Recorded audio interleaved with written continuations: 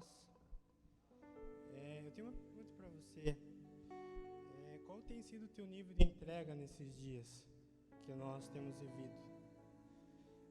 Ele tem crescido em você ou você tem crescido em você? Como você tem vivido esses dias?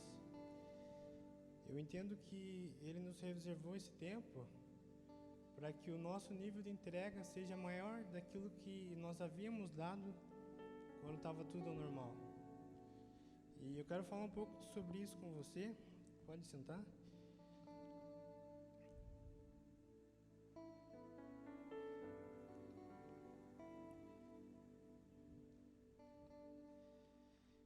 Abre comigo lá em Gênesis,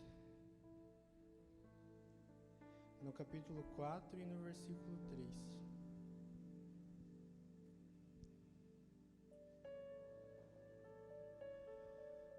Diz assim: No tempo da colheita, Caim apresentou parte de sua produção como oferta ao Senhor.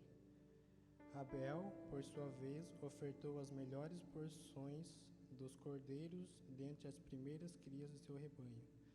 O Senhor aceitou Abel e sua oferta, mas não aceitou Caim e sua oferta. Caim se enfureceu e ficou transtornado. Aqui é a primeira menção que nós temos sobre oferta na Bíblia, e a gente já aprende um princípio, que Deus ele deseja sempre o melhor. E na verdade quem revelou qual oferta era melhor foi Abel, porque Caim veio primeiro, ele ofertou primeiro. Porém a oferta de Abel foi melhor, a porção que ele ofereceu foi maior. Então eu pergunto para você nesses dias, a sua oferta tem sido a melhor? A sua entrega a Ele tem sido de todo o coração?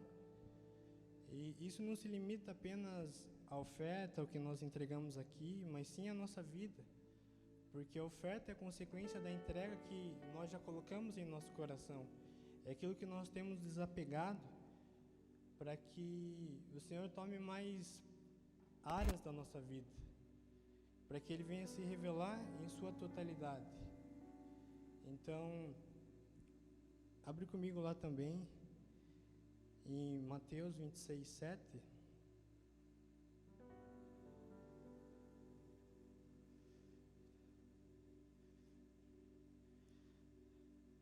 Fala assim: Quando ele estava à mesa, uma mulher entrou com um frasco de alabastro contendo um perfume caro e derramou o perfume sobre a cabeça dele. O nível da nossa oferta, ela diz também sobre a nossa adoração, porque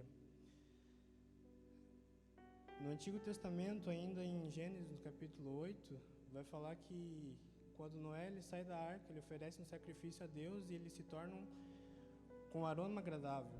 Ou seja, o que ele espera de nós é que nós façamos fragrância para que ele possa cheirar e tenha um cheiro doce que ele receba. E para isso é necessário esse tempo que nós temos vivido, para tirar talvez as fragrâncias ruins que tinham dentro de nós. E por isso Ele nos colocou na mesma condição, passando as mesmas dificuldades, porque é o tempo que nós temos afiado as nossas armas para aquilo que virá. E Ele deseja um nível de entrega maior nosso. E aí eu pergunto também onde está o nosso coração, se ele tem sido alinhado com a vontade dele. É sinal que nós temos entregado aquilo que ele realmente tem pedido, mas é necessário que o nosso coração esteja alinhado com o coração dele. Para isso nós precisamos entregar tudo, nós precisamos nos lançar nesse tempo. Isso vai fazer com que a nossa alma se cale, isso vai fazer com que a nossa carne, com os nossos pensamentos se calem, apenas o Espírito fale aquilo que Ele deseja de nós. Para que os dias que virão, nós possamos entregar uma porção maior de todo o nosso coração e a melhor parte como Ele deseja. Amém? E o que você tem entregado? O que você tem de melhor hoje? Pode ser que não seja diretamente a oferta, colocar aqui, mas no teu coração, o que você reservou? É o tempo? É as tuas atividades? Pense comigo aquilo que você precisa entregar para que ele tome mais espaço em você e a voz dele se torne mais audível. Amém? Se coloque em pé.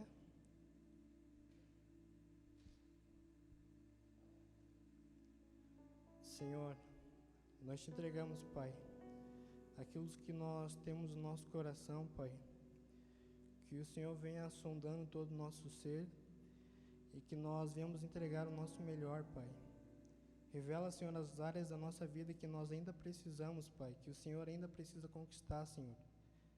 Para que seja de todo o nosso coração, Senhor, e seja na qualidade que o Senhor deseja, Pai, para esse tempo.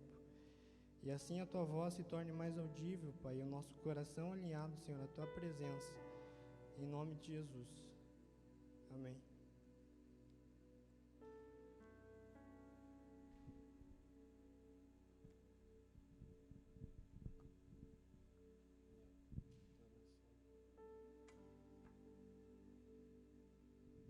Paz do Senhor, amém? Pode sentar, por favor.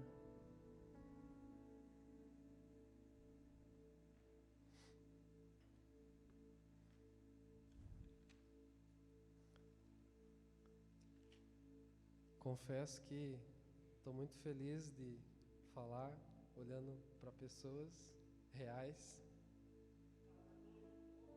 Muito feliz em louvar, ouvindo vozes reais. Meu coração está bem feliz pela reunião. Eu gostaria de falar hoje um pouquinho sobre atitude. Não tem como eu falar só em alguns textos isolados ou achar alguma coisa que fale de atitude, porque a Bíblia toda ela é ativa, então ela se expressa não somente numa ideologia, como muitos pensadores, muitos pensamentos, né, de homens. Então ela é viva, então o verbo se fez carne. Então, assim, desde quando Deus apenas falou, houve uma atitude. Então, toda ela, eu poderia tirar algumas coisas sobre atitude, mas gostaria bastante de falar sobre algumas coisas que eu vivo, aquilo que Deus já está trabalhando no meu coração. A atitude é a maneira de como o corpo age, para ser mais simples. Então, a atitude é a maneira de como o corpo age. Então, assim eu penso, a atitude ela só é verdadeira, só é relevante a partir de que meu corpo demonstra isso. Então, é uma atitude. O meu interior, ele pode muitas vezes pensar positivo.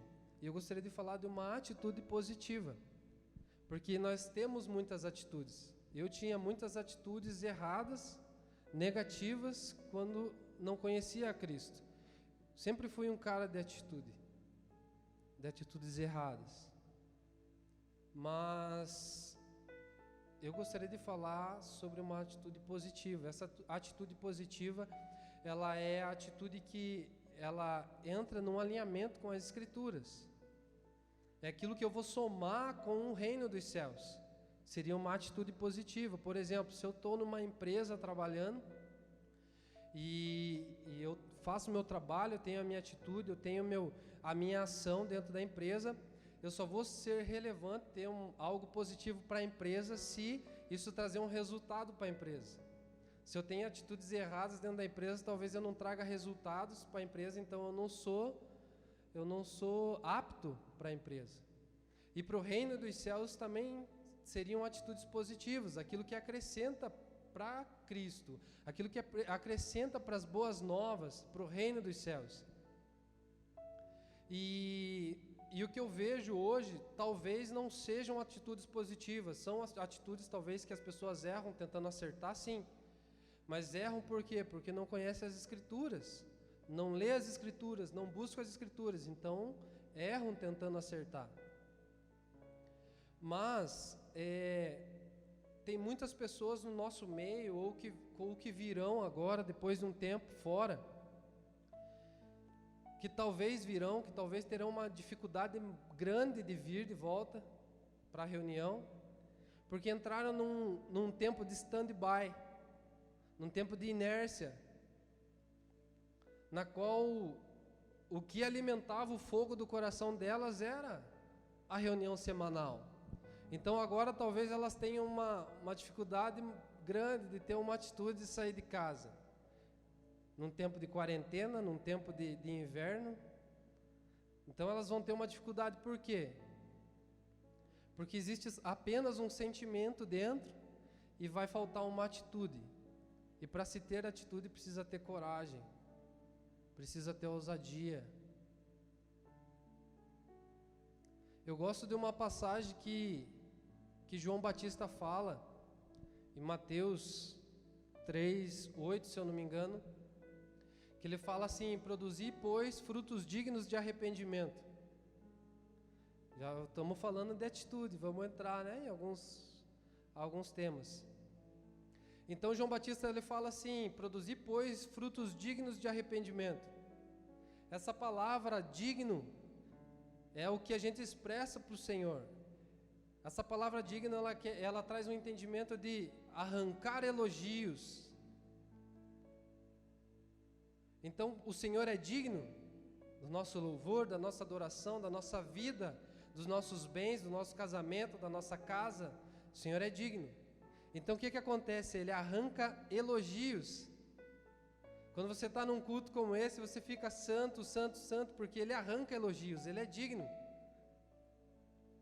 E quando João Batista fala produzir, pois, frutos dignos de arrependimento, ele está falando assim: o teu arrependimento precisa ser evidenciado, as pessoas que estão ao seu redor precisam elogiar você, elas precisam reconhecer o seu arrependimento.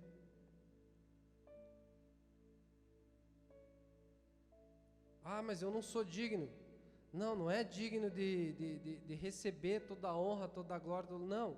É o fruto digno de arrependimento. A nossa conversão precisa ser evidenciada. E por que muitas vezes ela não é evidenciada? Porque a gente não tem atitude. A gente não demonstra através do corpo em uma ação que a gente realmente mudou.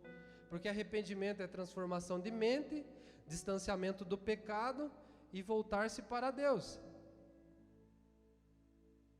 Isso é arrependimento. Só que se eu não mudo a minha mente, não me distancio do pecado e não me volto para Deus, em atitude, só em pensamento, então logo eu não existo.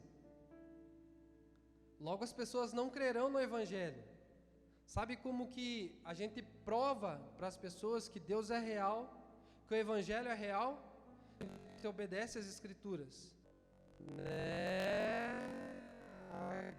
Aquilo que a gente fala, Jesus te ama, quando o nosso sermão ele é potencializado, então as pessoas vão crer. Só que sabe como que a gente prova para as pessoas que Deus não existe, que Deus não é real? Só não obedecer. Não precisa falar.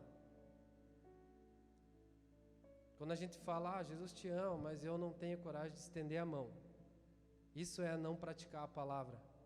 Então se eu não pratico, elas não crerão. Então eu estou dizendo com o meu comportamento, Deus não existe.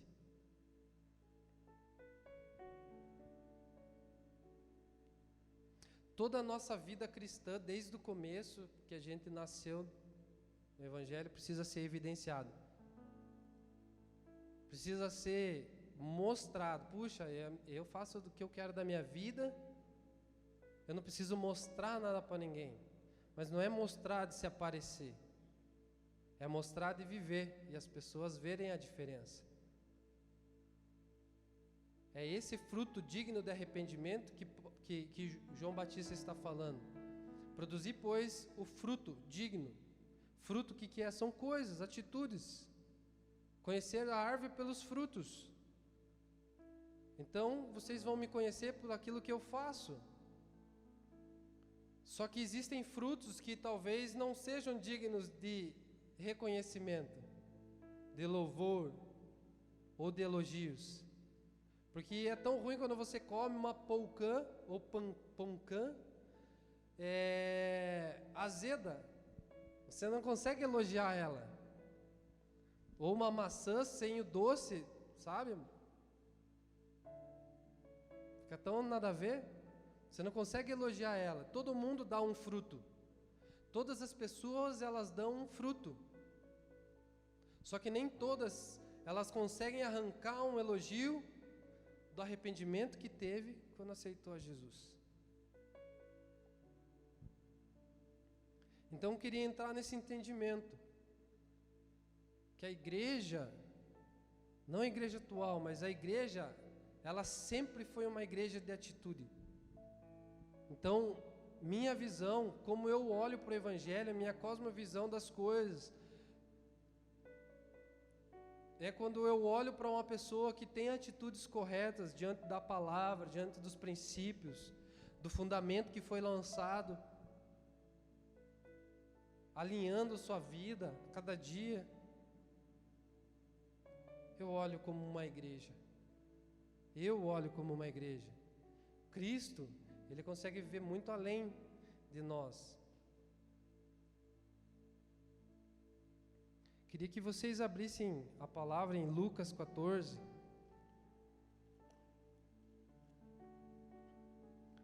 Lucas 14, do 25 em diante.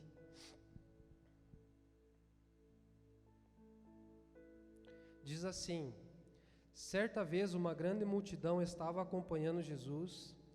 Ele virou-se para elas e disse: quem quiser me acompanhar, não pode ser meu seguidor se não me amar mais do que ama o seu pai, a sua mãe, a sua esposa, os seus filhos, os seus irmãos, as suas irmãs e até a si mesmo.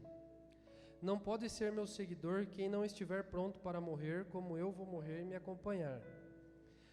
Se um de vocês quer construir uma torre, primeiro senta e calcula quanto vai custar, para ver se o dinheiro dá. Se não fizer isso, ele consegue colocar os alicerces, mas não pode terminar a construção. Aí todos os que virem o que aconteceu vão caçoar dele, dizendo: este homem começou a construir, mas não pôde terminar. Se um rei que tem 10.000 soldados vai partir para combater outro que vem contra ele com 20.000, ele senta primeiro e vê se está bastante forte para enfrentar o outro. Se não fizer isso, acabará precisando mandar um mensageiro até o outro rei, enquanto ele ainda estiver longe, para combinar condições de paz. Até aqui. Então esse seria o começo da nossa fé. A atitude primária de todo cristão deveria ser essa: calcular o quanto vai custar a construção ou a edificação da sua vida em Jesus. Porque se talvez fomos enganados com o evangelho superficial, a gente não foi alertado que iria nos custar tudo. Esse é o valor da construção em Jesus. Todos os nossos sonhos, todos os nossos planos, todos os nossos bens, tudo que temos. Porque Jesus, ele começa falando: aquele que quer me acompanhar, se não conseguir deixar pai, mãe, nem filhos, nem irmã, e nem a si mesmo, ou seja, minha própria vontade, não é digno, e não estiver pronto para morrer, como eu vou morrer. Aí ele pega e faz outra comparação daquele que quer seguir a ele. Ele fala assim: se um rei que vem contra você estiver mais forte que você, é isso que ele está dizendo, estiver mais forte que você, se você não parar para ver se está bastante forte para combater com ele, você precisa mandar um mensageiro e propor um acordo de paz. Porque senão você será destruído. Então Jesus estava falando: eu estou voltando. Se você for mais forte do que eu, amém. Mas se você não for muito forte do que eu sou ou do que eu tenho, se o teu reino for mais forte do que o meu, aí amém. Mas se não for, manda um mensageiro de paz. E o que as pessoas não estão entendendo é que Jesus está voltando. E elas não estão rendidas, porque acordo de paz é rendição total. Quando eu faço rendição de paz, ou um acordo de paz, eu falo, eu me sujeito a você. Eu me sujeito a você, porque você é mais forte. O que você quer? O que você precisa? Então essa é a atitude que nós deveríamos ter do começo da nossa caminhada cristã. E continuar pensando naquilo que a gente está fazendo. Porque muitos entregam coisas momentâneas na emoção e depois vão viver as suas vidas. Eu já me perguntei muitas vezes, por que Deus? Sabe aquela coisa da criança, do porquê? Eu fiz muitas vezes com o Senhor.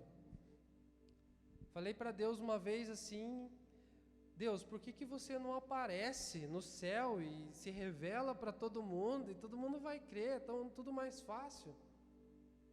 Sabe aquela coisa de criança? As pessoas vão crer mais fácil, por quê? Porque o Senhor apareceu para mim. Eu tive uma experiência, eu tive uma visão, eu vi o Senhor nos céus, eu fui arrebatado e falei, Deus, se todo mundo vê o que eu vi, as pessoas, elas vão se converter. Elas vão se arrepender. Aí o Senhor falou algo no meu coração. Na verdade, o lugar de acesso está aberto. Muitos não vêem porque não querem ver. Muitos não veem porque não crê. E muitos viram, mas desistiram.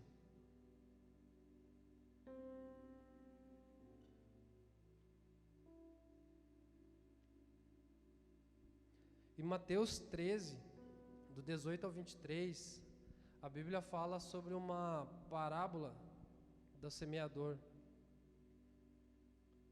a qual eu fui entender que o semeador semeou numa terra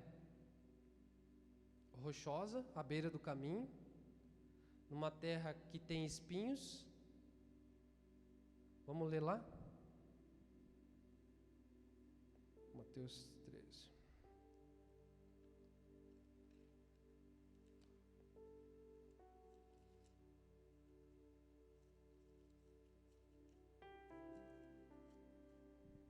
Vou ler do versículo 18 ali, que ele já traz um entendimento. Então escutem e aprendam o que a parábola do semeador quer dizer. As pessoas que ouvem a mensagem do reino, mas não a entendem, são como as sementes que foram semeadas na beira do caminho. O maligno vem e tira o que foi semeado no coração delas. Então as pessoas, o que acontece? O Senhor ele está falando um semeador, uma semente e 4 tipos de terra. Essa primeira terra, as terras são os corações dos homens. Hoje são os homens. Então Jesus ele sempre está semeando a mesma semente. E num ambiente como esse, pode existir, acredito que exista só a terra boa, mas pode existir esses 4 tipos de terra. Então o que acontece? A atitude agora não é mais do Senhor para com o homem, mas do homem para com o Senhor. Então existe uma responsabilidade do homem de dar uma resposta sobre a mensagem, sobre a semente que está sendo semeada. Então ele fala assim, mas não entendem, que ouvem, mas não entendem. São como as pessoas que a semente foi lançada à beira do caminho. Então são pessoas que estão ouvindo a mensagem, mas não entendem. Então, estão distraídas, sei lá. E ele continua. As sementes que foram semeadas onde haviam muitas pedras são as pessoas que ouvem a mensagem e aceitam logo com alegria, mas duram um pouco, porque não têm raiz. E quando por causa E quando, por causa da mensagem, chegam os sofrimentos, as perseguições, elas logo abandonam a fé. Então são pessoas que não criam raízes. É isso que eu estava falando agora. Por que, Senhor? Porque o Senhor não aparece? Não, muitas pessoas, eu já ouvi experiências assim, sobrenaturais, de visão, sabe? São as pessoas que logo, se agitam todas, mas não criam raízes. Sabe por quê? Por causa da terra. Coração não está disposto, não está maleável. O coração de pedra.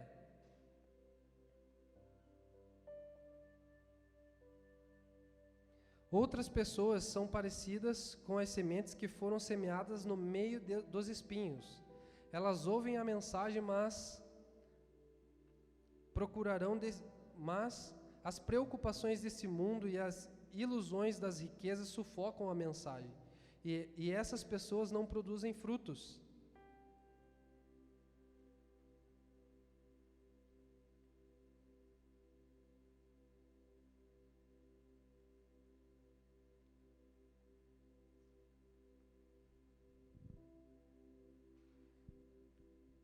Existem uma grande parte da nossa igreja vivendo sufocando a palavra. O seu dia a dia sufoca a palavra. E eu tenho um entendimento assim que o cristão do domingo, ele é um cristão que tira a sorte, como foi a igreja de Atos dos Apóstolos. Quando Jesus é levado aos céus, até a descida do Espírito Santo, são 7 dias que eles ficam sem Jesus e sem o Espírito Santo. 7 dias. Igreja de domingo. E dentro desses 7 dias eles tiram sorte para ver quem ocuparia o lugar de Judas. Aí Matias é escolhido. Então eu não sei, nesses dias que as pessoas não estão se reunindo, o fogo do coletivo não está acendendo a brasa. O que essas pessoas que se preocupam com as coisas lá fora, ou com as dificuldades, né, que vêm à tona, eu não sei aonde elas estão. O que estão fazendo? É um tipo de terra que está recebendo a semente, mas que as preocupações têm sufocado. Sabe o que é sufocar? É não deixar crescer. Sabe aquela pessoa que só tem aqui dentro, mas não consegue gerar fruto? Ela é sufocada. Ela é pressionada. São as pessoas que se preocupam e se envolvem com as riquezas e correm atrás do dinheiro mais do que correm atrás do Senhor. Terra com espinhos. Mas o Senhor, Ele vem para sarar essa terra. Ele vem para sarar essa terra. Se ouvir a minha voz, se arrepender dos seus maus caminhos, eu ouvirei dos céus e sararei a vossa terra.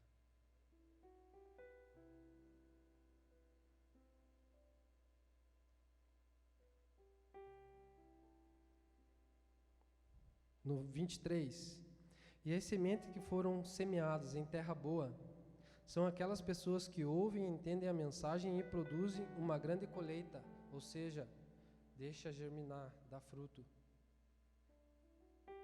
E assim, meu entendimento, o que é semeado dentro de mim, a semente do Evangelho, nada mais, nada menos é para que um Cristo nasça dentro de mim. E quando ela cai em todas as outras terras, eu impeço que Cristo ele apareça. Eu impeço que Cristo nasça, cresça, me tornando com as suas atitudes, com os seus frutos. Sabe o que é uma terra boa? É uma terra habitável.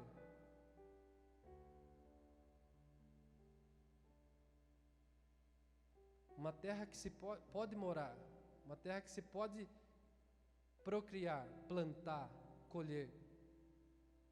Essa é a terra boa. Uma terra que é possível arar, mexer, limpar. Essa é a terra boa. Só que essas terras, essas 4 terras, não dependem do Senhor. Ela depende de cada terra dar uma resposta. Nós estamos falando de atitude, daquilo que não fica só dentro, mas de dentro para fora. De dentro para fora.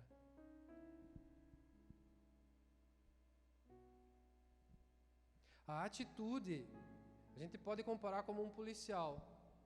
Foi chamado, tem uma missão, tem uma responsabilidade, mas se ele passa dentro da viatura e vê uma violência, vê algo fora da ordem, e ele não faz nada, ele tem todo o entendimento, tem toda a autoridade, mas ele não teve uma atitude. E assim são todos aqueles que foram chamados para o Evangelho. Nós temos a verdade, nós temos o entendimento, só que a resposta de primeiro ter uma atitude para com o Senhor e para com a obra dele vai determinar como a gente está capacitado, quão responsável a gente é com aquilo que ele nos deu.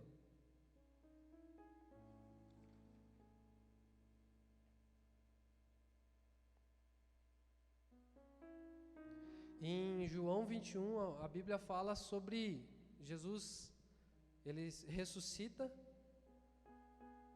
e dentro desse tempo que ele ressuscita, um dia desses, Pedro, tô sem Jesus aí, ele volta a pescar. E ele leva, influencia mais um povo, mais alguns discípulos. Atitude que não condiz com o seu chamado, porque ele foi chamado para ser pescador de homens, mas ele volta a pescar peixe. Então, depois da noitada negativa, não pescaram nada, Jesus aparece na beira da praia e tira uma onda. E aí, pescaram alguma coisa? Acho que o mar não está para peixe hoje. Não pegaram nada. Então eles têm a grande colheita. E logo depois o Senhor pergunta para Pedro: Pedro, tu me amas mais do que esses? Aí Pedro fala: sim, Senhor, tu sabes que eu te amo. E são 3 vezes que eles têm o mesmo diálogo. Só que duas delas, o Senhor pergunta: Pedro, tu me amas sacrificialmente? Um amor ágape? E Pedro fala assim: sim, Senhor, tu sabes que eu te amo. Mas o amor que Pedro tinha o entendimento não era o sacrificial, era um amor de favor. Só que o amor que Cristo veio nos entregar e demonstrou na terra não era um amor de favor, era um amor sacrificial, um amor que se doa, que não mede, não espera nada em troca. Mas o amor filéu que Pedro estava respondendo, ele estava: Senhor, tu sabes que eu estou aqui, porque deve o que o Senhor precisar, não, faça o favor, porque para amigo a gente faz favor, até que a gente aprenda a amar de verdade. Tá precisando de mim, vou lá, faço um favor, fica uma dívida ali de favor, mas precisar morrer.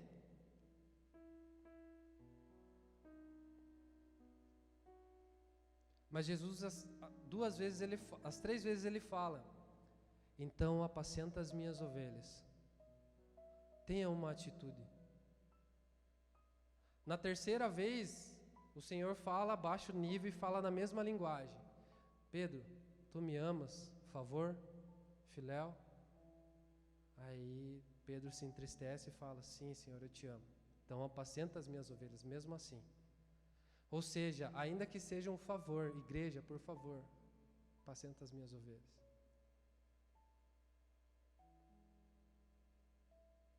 Então o Senhor sempre esperou uma atitude do homem, desde o começo da criação.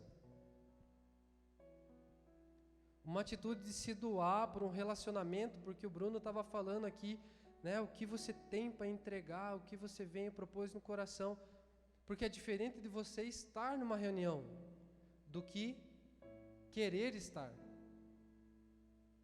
Eu estou aqui, mas minha cabeça está lá fora. Tem muitas coisas, estou pensando no dia de amanhã. Mas você querer estar é diferente. Então, o nível de relacionamento que o Senhor espera é esse. De a gente estar numa comunhão, ou em casa, ou em qualquer lugar, mas querer estar. Não só estar. E por que eu falo que eu não acredito num cristão mesmo genuíno de domingo a domingo? Porque o entendimento de relacionamento que eu tenho é o relacionamento que Deus tinha com Adão. Era diário. O Senhor vinha no virar de toda a tarde ter um relacionamento com Adão. Então é essa restituição que a gente precisa ter. É esse realinhamento, é essa atitude que a gente precisa ter de se posicionar conforme as Escrituras. Eu sempre falo que a conversão não é parar de ir no boteco para entrar dentro do templo. Parar de ir no boteco, qualquer um para. Mas agora, transformar a mente, se afastar do pecado e se voltar para Deus e evidenciar para que as pessoas vejam e acreditem em Deus, não é para qualquer um. Arrancar elogios. É tão bom quando você chega num ambiente a qual você vivia e as pessoas viram a mudança e as pessoas estão falando bem de você. Você arrancou um elogio por causa do seu verdadeiro arrependimento.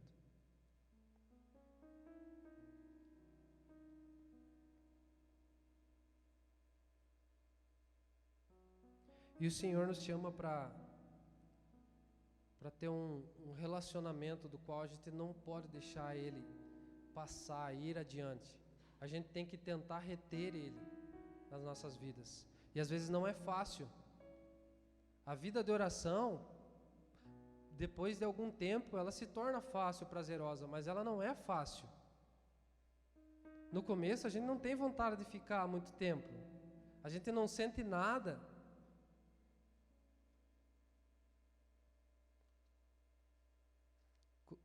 Nesse tempo também que Jesus ainda estava andando já ressurreto, ele se achegou a 2 discípulos a caminho de Emaús e anda 10 quilômetros com eles até o vilarejo. E lá eles insistem para que Jesus ficasse e se assentasse à mesa.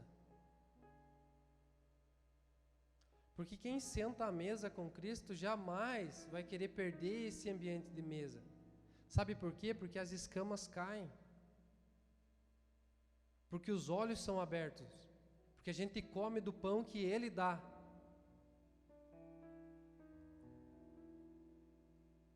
E quando a gente persiste nesse ambiente de mesa com Cristo, e eu estou falando de casa, ter uma atitude de buscá-lo, a gente consegue ser reposicionado de novo ao propósito. Porque logo quando eles reconhecem Jesus, eles falam: nossa, bem que eu percebi que ao caminho meu coração queimava. Então eles voltam para Jerusalém. Eles voltam aonde eles não deveriam ter saído. E esse tempo de mesa com o Senhor é o momento, é o ambiente que vai fazer com que o homem tome decisões assertivas. Pare de ficar em crise. Porque ali estão todas as respostas. Todo o entendimento está ali, com Ele. A mesa com Ele.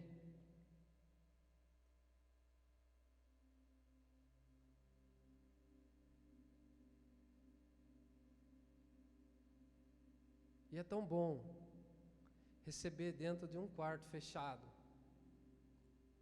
a presença do Rei dos Reis, o Criador do Universo, o Criador de todas as coisas.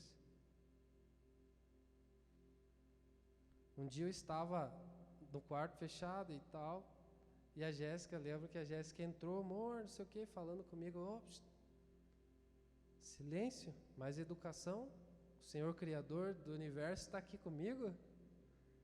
Sabe, é um nível que você precisa ter de entendimento, acreditar, perseverar, que você vai dar valor para todas as coisas.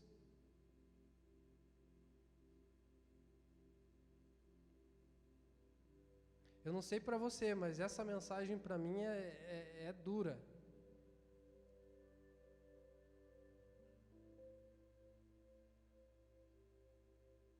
É uma mensagem que, se você parar para pensar, se eu não der uma resposta para o Senhor de tudo aquilo que Ele tem me dado, talvez eu fique para trás.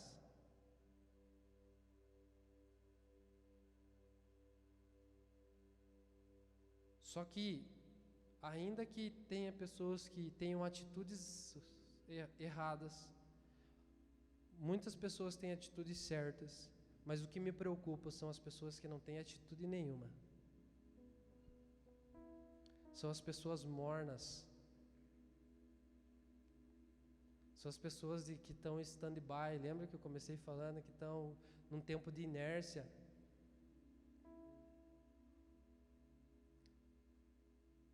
Vão aproveitar para invernar agora.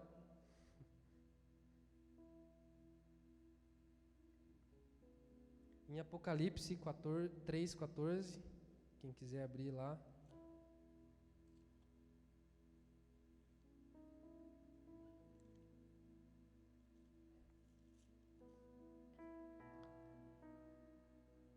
João, ele relata uma das igrejas,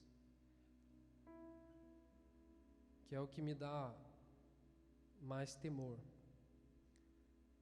Versículo 14. Ao anjo da igreja de Laodiceia, escreva o seguinte: esta é a mensagem do Amém, da testemunha fiel e verdadeira, daquele por meio de quem Deus criou todas as coisas. Eu sei o que vocês têm feito, sei que não são nem frios nem quentes, como gostariam que fosse, uma coisa ou outra. Mas porque são apenas mornos, nem frios nem quentes, vou logo vomitá-los da minha boca. Vocês dizem: somos ricos, estamos bem de vida e temos tudo o que precisamos. Mas não sabe que são miseráveis, infelizes, pobres, nus e cegos. Portanto, aconselho que comprem de mim ouro puro, para que sejam de fato ricos, e comprem roupas brancas para se vestirem e cobrir a sua nudez vergonhosa. Comprem também colírio para os olhos, a fim de que possam ver. Eu corrijo e castigo todos os que amo, portanto, levem as coisas a sério e se arrependam. Escutem, eu estou à porta e bato. Se alguém ouvir a minha voz, ir abrir a porta, e entrarei em sua casa e nos juntos. Sabe quem assim me vem à cabeça, falando de virgens, da parábola das 10 virgens? São aquelas pessoas que até têm uma chama, mas não têm o óleo para mantê-la acesa. que foi o que aconteceu com 5 dessas virgens que, quando escutou-se a voz do noivo, elas pediram emprestado, não se tinha, e elas saem tentando procurar, tentando comprar. Eu vejo a pessoa de domingo a domingo, que não tem uma vida que louve ao Senhor, que não tem uma vida de renúncia, de entrega, a qual o Senhor pode tocar, mexer no seu dia a dia, que é uma pessoa que acha que tem o verdadeiro tesouro, mas não tem, que acha que não precisam de nada, que acha que não precisa de nada. Sabe aquela pessoa que você, tudo está bem, tudo eu sei, não, está tudo tranquilo.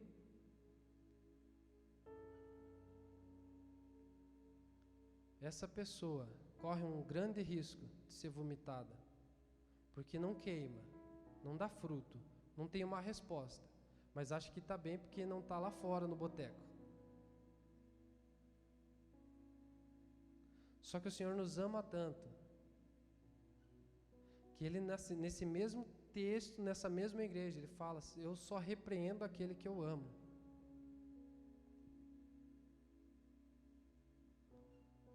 Mas precisa-se que tenha um arrependimento. A atitude de arrependimento. Porque arrependimento é atitude, não é sentimento. O Senhor teve uma atitude para comigo, para com toda a humanidade, de amor. O Senhor quer elevar o nível da igreja de amor. Um amor ágape. O mesmo amor que Deus amou o mundo. O mesmo amor que entregou, teve uma atitude por amor a mim, por amor a você.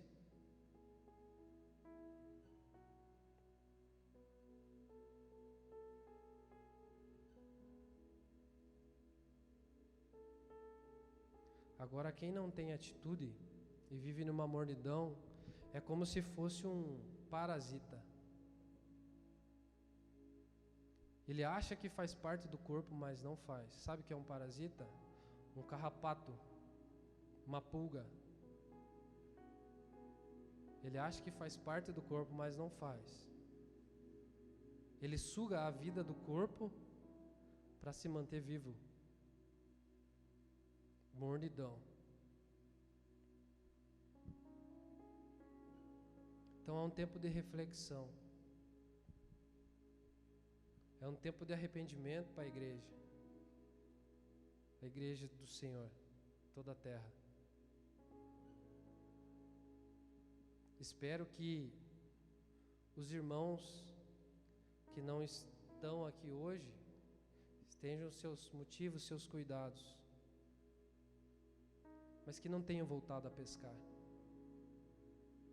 Não tenha voltado a fazer as suas velhas práticas, os seus velhos compromissos, a sua vida. E que nós venhamos nos cuidar. Porque quem está de pé, cuide para que não caia. A busca é diária, constante. Sempre vai ser. Até que Ele venha. Até que Ele venha. Essa é a nossa missão. Fomos chamados para buscá-lo, para estar diante dEle. E a semente que foi semeada dentro de nós vai ser gerado fruto. O fruto, ele não faz nenhuma força para virar fruto. Ele apenas está enxertado na videira. Então ele produz muito fruto. Se coloca de pé, fazendo favor.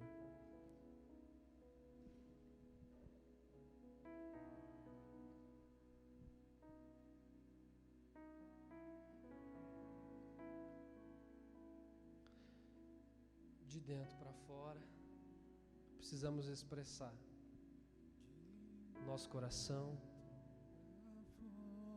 as nossas atitudes de amor para com Jesus, de amor com amor, de alto nível com alto nível de amor.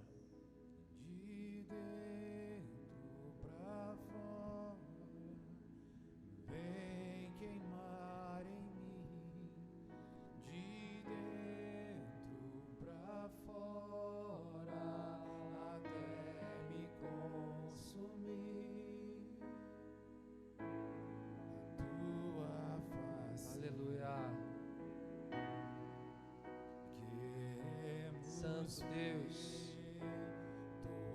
Queremos te contemplar, Senhor. E tudo será diferente. Queremos dar uma resposta de terra boa, na terra habitável. Queremos ter, então vem, amado. E então vem, amado, vem. Abre o seu coração.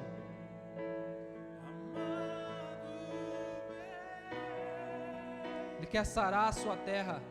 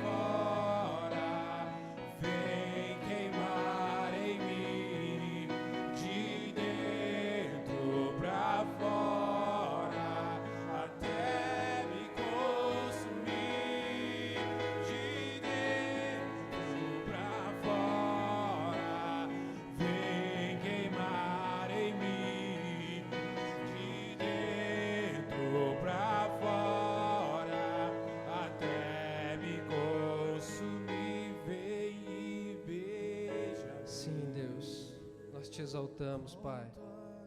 Te glorificamos, Pai, porque o Senhor é bom. Te exaltamos porque o Senhor é digno. Nos arranca elogios todo o tempo, pelo amor que nos demonstrou na cruz,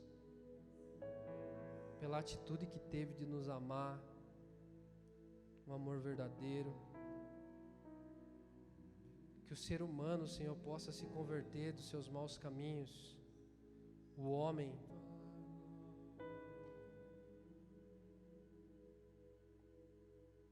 e se voltar para Ti, Senhor. Essa é a esperança do Evangelho, essa é a esperança da igreja, que o homem mau venha a ser bom, que a Tua mensagem possa encontrar uma terra boa, habitável. Não homens bons, mas uma terra boa. Ainda que o homem esteja transgredido, Senhor, um mandamento, uma lei lá fora, mas que a hora que ele receber a Tua mensagem, a Tua semente, seja uma terra boa. Essa é a nossa esperança. Embora sejamos limitados, Senhor, como homens, seres humanos, mas a esperança, Senhor, que o Senhor gera dentro de nós, de um mundo melhor, de uma terra melhor, possa ser transferido, Senhor, a toda a humanidade, para que ninguém se perca, Pai. Abençoa, Senhor, essa cidade, abençoa os jovens dessa cidade, abençoa os homens, as mulheres. Que o Teu Evangelho, Senhor, possa ser propagado numa intensidade profunda nesses dias.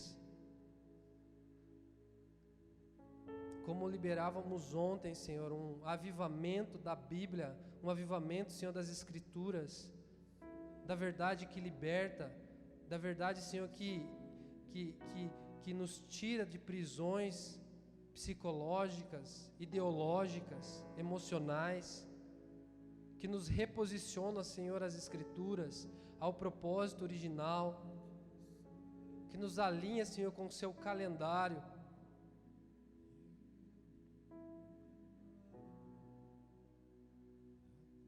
Nós Te amamos, Senhor. Eu queria terminar com uma frase que eu copiei de um livro muito bom, por sinal. Aquele que não ama não vive, pois viver é amar, e sem amor a personalidade humana se desintegra.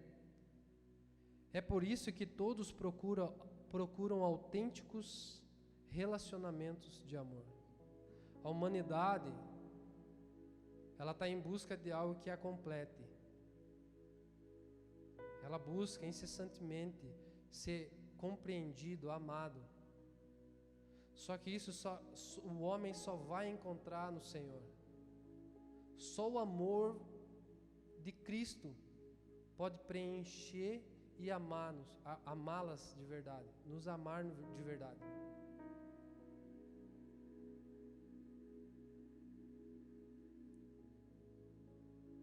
É um livro qual eu indico. Discípulo Radical.